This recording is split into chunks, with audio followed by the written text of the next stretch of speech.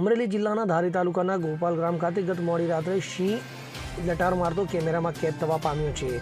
તો વન વિભાગની સતત બેકારવારીને લઈને વન્ય પ્રાણીઓ હવે ગામ તરફ વળ્યા છે. તો કહેવાતું હોય પેટ્રોલિંગ ખર્ચાઓ માત્ર કાગળ ઉપર જોવા મળી રહ્યા છે. તો જંગલના પ્રાણીઓ ગામડામાં ભયનું વાતાવરણ ઊભા કરતા સ્થાનિકોમાં ભયનો માહોલ છવાયો છે. તો છાસવારે ગામડામાં કે ધારી સિટીમાં વન્ય પ્રાણીઓના આગમનને લઈને લોકોમાં ચિંતાનો માહોલ જોવા મળી રહ્યો છે. તો વન વિભાગની નિષ્ક્રિય કામગીરીને લઈને અને સ્થાનિકોમાં રોષનો માહોલ જોવા મળી રહ્યો છે.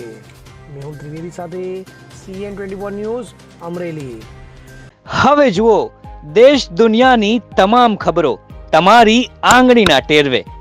ઉઠાવો મોબાઈલ અને Google Play Store પરથી ડાઉનલોડ કરો અમારી CN24 ન્યૂઝ મોબાઈલ એપ.